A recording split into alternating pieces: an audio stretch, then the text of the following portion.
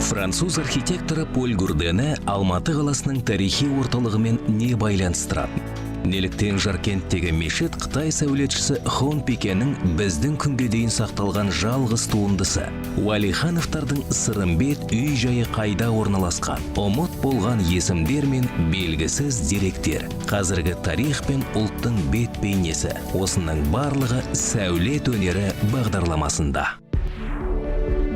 Бүгінгі бағдарламада классикадан авангардқа дейін, сәулет институтының ұстазынан бастап мемлекеттік сыйлықтың лауреатына дейін, осы кезеңдердің арасындағы ізденіске толы жылдар. Атақ, даңқ пен құрмет Сағындық Жанболатовқа есейген шағында келді. Қазір оның жауһар туындылары Қазақстан елордасының басты даңғылдарына көрік беруде.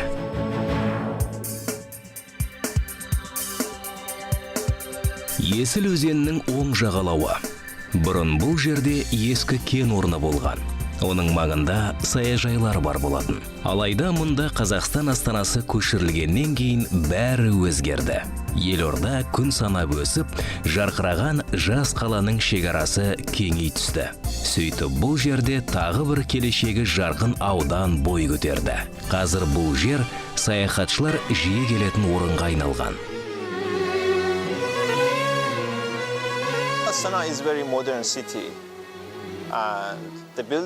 Астана өте заманауи қала. Қарасаң көзің тоймайды, көрікті. Ең танымал жерлерде болдым. Мәселен, пирамидада қаланың басым бөлігі батыс стилінде салынған. Маған шынымен бұл шаһардың сәулеті өте ұнайды. Али Сильванидің Қазақстанның бас қаласындағы ең сүйікті жері Әзірет Сұлтан мешіті. Ол бұл жерге жалғыз қалып, ой тұңғиығына бату үшін келеді. Және әр келген сайын сәулетшінің шеберлігіне таңғалады. Мұнда бәрі бүге шүгесіне дейін ойластырылған. Мешіттің іші де сырты да керемет.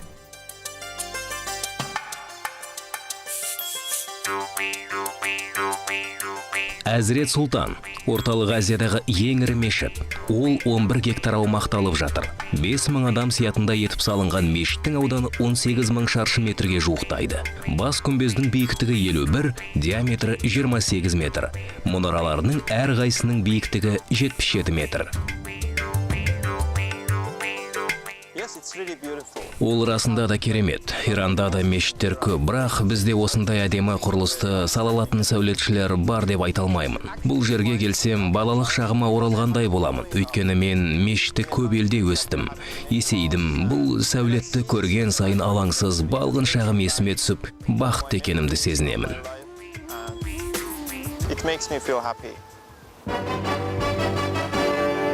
Бұл мешіттің тарихы 2009 жылы басталды. Оның құрылысының естелік капсуласын Қазақстан президентінің өзі салып берді. Сонымен қатар, Нұрсұлтан Назарбаев болашақ діни ғимараттың макетімен танысып, Әзірет Сұлтан атауында ұсынған болатын. Был проведен международный конкурс. Үлкен халықаралық конкурс өткізілді. Оған американдықтар, малайзиялықтар, бір сөзбен айтқанда әлемнің барлық елінен сәулетшілер қатысты. Барлығы 54 жоба ұсынылды. Олардың арасында біздің Санар жобалау компаниясының еңбегі ең үздік деп танылып, бірінші орынды иеленді. Құрылыс жұмыстары 2010 жылы басталды. Оны Сағындық Жанболатов басқарды. Сәулет институтының бұрынғы оқытушысы 90-шы жылдары сауда саласында жеке кәсібімен айналысуға тырысқан. Алайда шығармашылық ақыры жеңіп шықты. Сондықтан көп ұзамай Сағындық Жанболатов өз жобаларын сайыстарға ұсына бастады. Сәулетші өзінің Әзірет Сұлтан мешітінің жобасын ұсынған кезде оның портфолиосында Қазақстанның әр түпкірінде бой көтерген бірнеше үлкен нысандар бар еді. Мы, как независимое государство, мы решили, что вот эта мечеть должна быть образцом именно казахской архитектуры, культового строительства. Тәуелсіз мемлекет болғандықтан бұл мешіт қазақ сәулетінің жарқын үлгісі болу керек деп шештік. Ол үшін үлкен талдау жүргізілді. Ғылыми зерттеу жүргіздік десе де болады. Мешіт Тәж Махал сияқты аппақ болу керек деген байламға келдік. Күмбездері Өзбекстанның көк түсті күмбездерінен ерекше болу керек деген шешім қабылдадық. Бұл мешітке алыстан қарасаң мұнарланып әппақ болып тұрады. Ал жақындап мұқият қарасаңыз, келушілердің барлығы таңғажайып көріністің куәсі болады. Мешітке жақындаған сайын өрнектер мен түстер айқын көріне бастайды. Бас кіреберістің жанында тұрғанда оның көп түсті екенін байқаймыз. Алайда бұл түстер өте жұмсақ. Появляются цвета, орнаменты. При близком расстоянии к главному порталу мы видим, что она многоцветная. Но цвет пастельных тонов, очень мягких тонов. Мешіттің құрылысы 3 жылға созылды. Оны тұрғызуға 1,5 мың адам жұмылдырылды. Жұмыс қысы-жазы жыл бойы жалғасты. Шығармашылық топ болса, үнемі ізденісте болып, жаңа материалдарға тапсырыс беріп жатты. Бұның барлығы мешітті тек функционалды етіп қана қоймай, келушілер үшін жайлы ету үшін қолға алынды. Обычные дни в пятницу приходят люди молиться, но бывает... Әдетте мешітке адамдар күнделікті немесе жұма күндері құлшылық етуге келеді. Алайда 12 айдың сұлтаны Рамазан айында бұл жерге келетін адамдардың саны күрт өседі. Олардың басым бөлігі мешітке сыймай жатады. Сондықтан ғимараттың алдында үлкен алаң салдық. Мұны әдейі адамдар жазды күні осында далада бола алатындай етіп жасадық. Тіпті көлік тұрағына да жайға салады. Ал қыста ше, бұл үшін қалыптасып қалған мешіт үлгісін сәл өзгерттік. Өйткені ол шағын бола тұра көп адамды сыйғызуы керек еді. Шығыс елдерінің мешіттерінде кіреберістің алдында үлкен алаң болады. Мәселен, Нұр Астана мешітіндегідей. Онда жамағат жиналады. Ал біз бұл алаңды жабық етіп жасадық. Нәтижесінде осында ерекше мешіт пайда болды. Онда үлкен вестибюль бар. Оның аумағы негізгі залмен тең. Сондықтан қазір бұл мешітте бір мезетте 10 мыңнан астам адам сәждеге тұра алады. Дизайнер Есенғали Ахметов құрылыс аяқталуға шақ қалған кезде жұмысқа кірісті. Ол өзіне дейінгі маманның ұсынған керме төбесінен бас тартты. Оның орнына күмбездердің ішкі жағы алтынмен жалатылған және гипстен жапсырылып жасалған элементтермен сәнделді. У нас задача была серьезная, потому что она действительно в Астане, который задачу ставили тоже как бы... Алдымызда үлкен міндет тұрды. Өйткені бұл Астана үшін өте маңызды нысан болды. Сондықтан жауапкершілік жүгі де ауыр еді. Айта кетейік, елордада бұған дейін мұндай үлкен мешіт болған емес. Жұмысқа бар күш-жігерімізді салдық. Байқасаңыз, интерьер ұлттық нақышта жасалған. Ордалық стиль десе де болады. Біздің ата-бабаларымыздың сонау заманнан бері сәулеттен хабары бар болған. Мәселен, киіз үйді безендіруде түс киіздер пайдаланылған. Біз жаңа материалдарды қолдануға тырыстық. Ою өрнектерді жаңаша түстермен боядық. Байқасаңыз, бәрі бір түсті. Здесь более монохромный, такой успокаивающий. Сол кезде Есенғали Ахметовпен бірге еліміздің 250-ге жуық әйгілі дизайнерлері жұмыс істеді. Осы мешітіміздегі ою өрнектер 80% қазақы ою өрнектермен нақышталған. Орталық жалпы әлемдегі ең көркем, әсем мешіттердің 10 мешіттердің қатарына енген. Жалпы 3 қабаттан тұрады. 3-ші қабаты әйелдерге арналған намазхана. Біз қазір 2-ші қабатындамыз. Бұл үлкен орталық, үлкен зал, кіші залды екіге бөліп қарастырамыз. Астыңғы қабатта жалпы 500 кісіге арналған асханамыз. Сонымен қатар неке қиятын неке залымыз. 2-ші жақ бетінде семинар, конференция өткізетін арнайы үлкен зал бар. Мешіт өкілінің айтуынша, жоба авторы Сағындық Жанболатов келушілердің қауіпсіздігі мәселесін мұқият зерттеп ерекше мән берген. Өйткені құрылыс кезінде нысанда ірі өрт болған. Мамандардың пікірінше, тілсіз жау ғимараттың ішінде дәнекерлеу жұмыстары жүргізілген кезде тұтанған. Сол кезде бір құрылысшы қаза табады. Мұндай қайғылы оқиғаның қайталанбауы үшін сәулетші қосымша есіктер жасады. Вопросы были... Өрт шыққан жағдайда адамдарды қауіпсіз жерге көшіру мәселесін ұзақ ойластырдым. Себебі шығу жолдарын оқшаулау керек еді. 2-ші қабатта үлкен саты бар. Адамдар сол жерден шыға алады. Кіреберісте де көп есік жасадық. Яғни өрт бола қалған жағдайда олардың бәрін ашып, адамдарды тез шығаруға болады. Мешіттегілер Алланың үйіне күнделікті келетін адамның санын нақты айта алмайды. Олар бұл жерге тек құлшылық жасау үшін ғана емес, рухани азық алу үшін де келеді. Бұл президенттің қойған тағы бір міндеті. Елорданың орталық мешіті тек көркем сәулет нысаны ғана емес, бүгінде ол өз телестудиясы мен интернет порталы бар мәдени ағартушылық орталыққа айналған.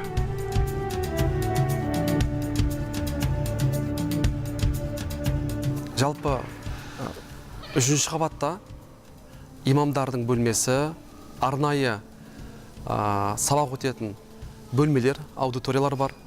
Сонымен қатар өзіміздің төл muslim.kz деген сайтымыз бар. Сонымен қатар хикмет студиясы бар. Жалпы бұлардың барлығы не үшін? Елбасымыз осы мешітті ашар уақытында айтқан болатын. Жалпы Әзірет Сұлтан мешіті тек қана құлшылық орны емес, мәдени оқу ағарту орны болу қажет деген. Міне осы біз елбасымыздың осы сөзін ұрандата отырып, жалпы хикмет студиясын аштық. Сонымен қатар muslim.kz сайтын аштық. Бұлардың барлығы жалпы халықтың руханиятына, халықтың оқу ағарту біліміне үлкен үлесін қосады деген ниетпен аштық. Құдайға шүкір. Джон Керри, Шейх Хамад бен Иса Аль-Халиф, Саули Нейнистё, Реджеп Тайып Ердоған, Әзірет Сұлтан мешіті ашылғалы бері мұнда әлемнің әр түпкірінен 170 ресми және Қазақстан аймақтарынан 140-қа жуық делегациялар келген. Келушілер кітабындағы жылы лебіздердің саны санауға келмейді.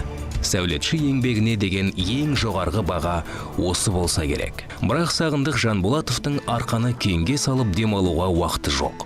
Жуық арада авангард стилінде салынған мешіт өз есігін айқара ашпақ. Ол еліміздегі діни ғимараттардан өзгеше. Содан да болар нысанның қандай мақсатта салынып жатқанын ешкім түсінген де жоқ. Особенность данной мечети это сделано. Бұл мешіттің ерекшелігі оның футур стилде салынуы. Бұл болашақтың стилі. Бұл орталықтандырылған композиция, яғни мешіт ғимараты 3 бұрышты қырлардан құралған домалақ пішінді болып келеді. Нысанның өзі тек күмбезден тұрады, яғни қабырғалары күмбезге жалғасады. Прямо с земли куполом, и как бы купол это и есть стена. Сағындық Жанболатовтың айтуынша, мешіттің мұндай өзгеше конструкциясы діни қағидаларға қайшы келмейді. Сәулетші мұндай ғимараттар Францияда, Малайзия мен Германияда бар деп сендірді. Бірақ біздің мешіттің өзіндік ерекшелігі бар. Сағындық Жанболатов оның сыртқы қасбетін ұлттық элементтермен безендіру туралы шешім қабылдаған. Пример приведу. Почему я иду на авангард? Вот возьмем машины. Неліктен авангард стилін таңдағанымды айта кетейін. Мәселен, соңғы үлгідегі заманауи көліктердің, ұшақтардың пішіні сүйір болып келеді. Мұндай автомобильге отырған адам өзін өте жайлы сезінеді. Ғимаратта ыңғайлы, жайлы, ауасы да кең болуы керек. Мысалы, мына жерде күмбез немесе бұрышта шам қою керектігін ойлап қарастырдым. Авангардтық сәулет тың шешім қабылдауға итермелейді. Өмірге жаңаша қарауға мүмкіндік береді. Егер мен сізге үйіңізді авангард стилінде жасап берсем, алғашқы кезде үйренбегендіктен өзіңізді жайсыз сезінесіз. Ал егер мен сіздің психологияңызды зерттеп, өмірге деген көзқарасыңызды білсем, сіз менің шешіммен келісіп расында да ыңғайлы дейсіз. Менің ойымша болашақта сәулет әр адамның талғамына қарай әрқилы болады.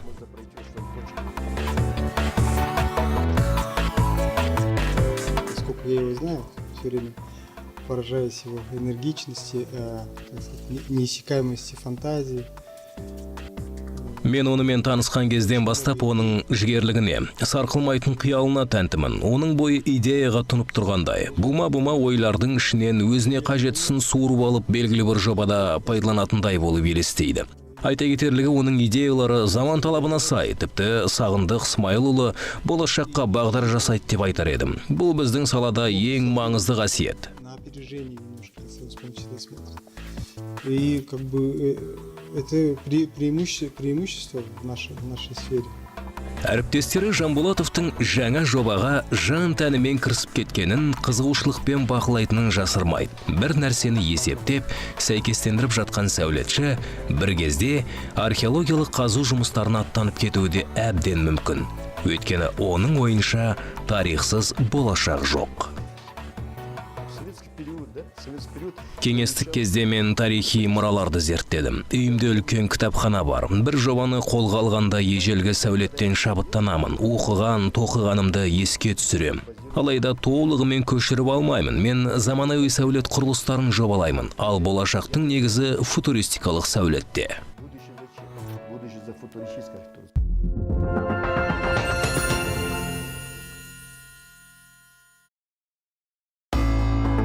Сәулетшінің ойынан шыққан ғимараттардағы ерекше пішіндер кейде фантастикалық болып көрінеді. Археология және этнография мұражайы осындай болуы мүмкін. Ал Қазақстан тарихы мұражайы Сағындық Жанболатовтың ойынша мынадай болуы керек. Мына жоба қазақ драма театры екенін бірден түсінбеуіңіз мүмкін. Мұндай театр ғимараты елімізде болған емес. Республикамызда салтанат қақпасы да болған жоқ. Оны сәулетші ел тәуелсіздігінің 20 жылдығына тарту етті. Сағындық Жанболатов конкурсқа 2 нұсқаны жіберген болатын. Алғашқысы классикалық стильде жасалса, екінші нұсқада ұлттық нақыш байқалып тұрды. Классикалық үлгі үздік деп танылып, құрылыс жұмыстары басталып кетті. Триумфальная арка, значит, сделал... Салтанат қақпасы классикалық стильде жасалған. Қазақша классика дер едім. Шығыс классикасы бұл арканың сүйір, ал еуропалық стиль доғал болуын қажет етеді. Егер қақпаның ең жоғары бөлігіне мұқият қарасақ, оның не шығыс, не батыс стиліне жатпайтынын көруге болады. Біз сәулетшілер арканың мұндай орташа түрін қазақша стильге жатқызамыз. Мәскеу, Курск, Санкт-Петербордағы салтанат қақпалары. Берлиндегі Бранденбург қақпасы. Париж, Барселона мен Бруклиндегі аркалар. Мұндай сәулет түрі белгілі бір қолбасшының мерейін үстем ету үшін немесе қандай да бір оқиғаны мәңгілікке есте қалдыру үшін салынған. Олардың құрылысы ондаған жылдар бойы жалғасқан. Мәселен, Париждегі салтанат қақпасы 30 жыл бойы салынған. Ал Астанада ол 3 айда салынып бітті. Ол қалаға кіре берісте, әуежайға барар жолда орналасқан. Яғни елорда қонақтары қалаға кірмей тұрып, ең алғаш осы салтанат қақпасын тамашалайды. Арка – это олицетворение независимости. Почему? Арка бұл тәуелсіздіктің белгісі. Неге? Салтанат қақпасына мәңгілік ел атауын беру туралы шешім қабылданды. Мұнда үлкен мән мағына бар. Ол халықтың арман үмітін білдіреді. Арканың оң және сол жағына тайқазан қойдық. Қазан бұл ежелгі түркілік символ. Бір жағынан молшылықтың белгісі болса, екінші жағынан түркі сарбаздар жорыққа аттанған кезде қазанға жебелерін тастап, оларды ертіп, қаншалықты мықты екендерін көрсеткен. Сондықтан біз Түркістандағы тайқазанға ұқсас қазандар қою туралы шешім қабылдадық. Бір қызығы, оларды қойғанда тайқазан диаметрінің аркаға сәйкес келетіні анықталды. Егер дәл келмесе, кішірейтеміз деп ойлағанбыз. Алайда оң жақтағысы да, сол жақтағысы да тура түсті. Мұнда қазақтың ою өрнектері қолданылды. Арканың жоғарғы жағын күн мен Қазақстан туының элементтерімен безендірдік. Совпадает, прямо попадает в арку. Хотя мы думали, то тайқазан уменьшим и так далее. Оказалось, точно с правой, с левой стороны тайқазан попал в эту точку. Тарихшылардың айтуынша, көшпенділердің ежелгі мәдениетінде де арканы кездестіруге болады. Бірақ ол сол кезде басқаша мән мағынаға ие болған. Мұндай қақпадан өткен адамның жан дүниесі тазаланады деген ой қалыптасқан. Кейінірек аркалар басқа мақсатта қолданыла бастады. Олар шайқаста жеңіп шыққан адамдардың құрметіне салынды. Сағындық Жанболатовтың туындысы тек бейбітшілікке негізделген. Ол жаңадан қалыптасып дамып келе жатқан жас республиканың жеңісін бейнелейді.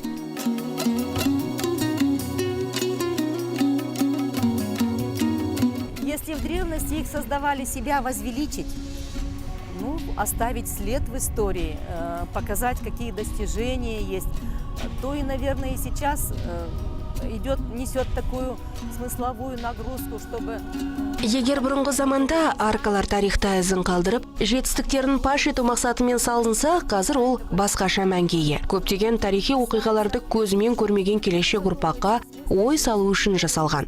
Біреуі ізденіп кітап оқыса, Екіншісі бұл оқиғаға арналған сайттарды ашып қарайды. Тағы біреуі өмірдің мәні жайлы ойланып, мүмкін өзін сол аркада бейнеленген билеуші батырмен салыстырып, ақсақал ата-бабалары есіне түсер. Және бұл нысанның тәрбиелік мәні де зор. Біріншіден, халық ел тізгінін ұстаған адамдар, президент туралы естелік. Балаларды тарихқа құрметпен қарауға баулу керек. Әуежайға кетіп бара жатқанда осы арка шығарып салып, қайта оралғанда күтіп алады. Алыстан көрінгеннен бастап, өз жерімде, елімдемін деген ой кеудемді кернейді. Как у тебя провожает эта арка. И когда возвращаешься, радуешься, степь, земля своя, и арка, и уже как сосредоточишься на одной мысли. Ты у себя на своей земле. Айта кетейік, арканы тек сыртынан ғана емес, ішінен де тамашалауға болады. Сәулетші оның ішіне кез келген адам кіре алатындай етіп жобалаған. Ол үшін жол асты өткелі арқылы түсу керек. Онда келушілерді кәсіби экскурсия жетекшісі күтіп алады. Биыл жазда Экспо 2017 халықаралық көрмесі кезінде мұнда жүздеген экскурсия бірінен соң бірі үзіліссіз өтіп жатты. Салтанат қақпасына барлығы 40 мың адам келген.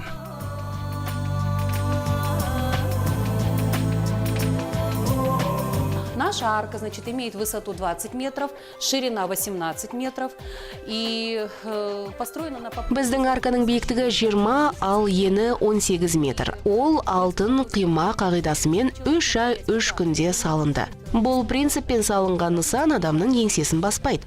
Өте жайлы, арканың астында мынандай фигуралар мен қуыстар бар. Әуежай жақтан келе жатып, арканың астынан өткенде бейнелерді байқауға болады. Мына жерде Мұрат Мансұров ақсақалды көре аласыз. Міне қария мен ананың фигуралары.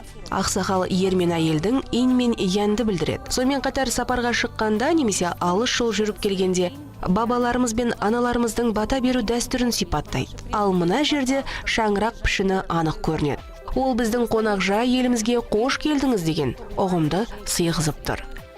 Здесь вот форму шамирака, то, что добро пожаловать в нашу гостеприимную страну.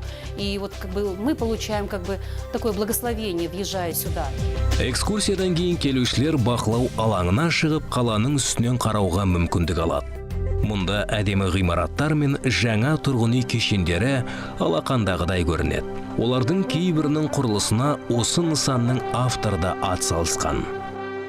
Қазір біз Салтанат қақпасының бақылау алаңында 21,5 метр биіктікте тұрмыз. Бұл жер киелі, өйткені ол әлемнің 4 бұрышының қиылысқан жерінде орналасқан. Жол жүріп бара жатқан адамдар осында тоқтап бақылау алаңына көтеріліп кетіп жатады. Олардың жолы ақ болады, себебі олар осында бейнеленген батырлардың батасын алады. Қалаға кірген сәтте де соғып кететін адамдар көп.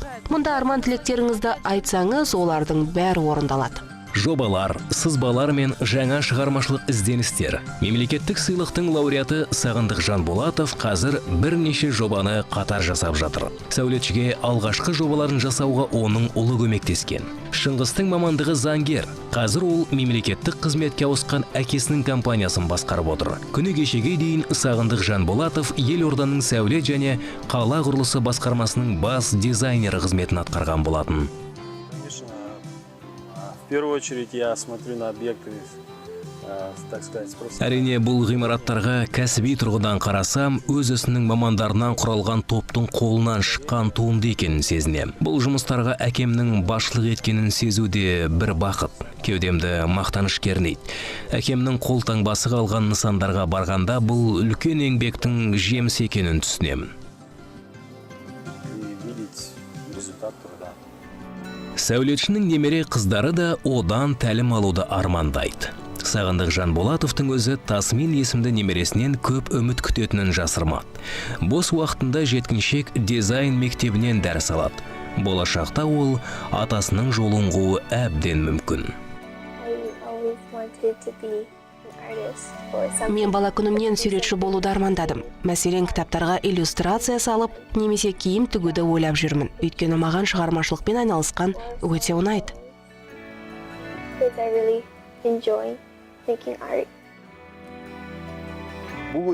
Немерелерім сәулетші бола ма, әлде болмай ма, ол жағын айта алмаймын. Бір білерім, бүкіл адамзаттың болашағы шығармашылықта. Себебі адамның қолынан шыққан зат жаңалыққа айналары сөзсіз. Бірінші кезекте адам, Менің балам немесе немерем өзі үшін жаңашылдық ойлап табады. Ал содан кейін ғана басқалар оны мойындайды. Мен бала-шағамның, немерелерімнің шығармашылық әлеуеті жоғары болғанын қалар едім. Олар тек сәулетте ғана емес, IT-технологияларда, нанотехнологияларда, қазіргі әлемдегі ең заманауи салаларда өздерін көрсете алса деген тілегім бар. Менің ойымша, шығармашылық адамдары Қазақстанның дамуына үлкен үлес қосады.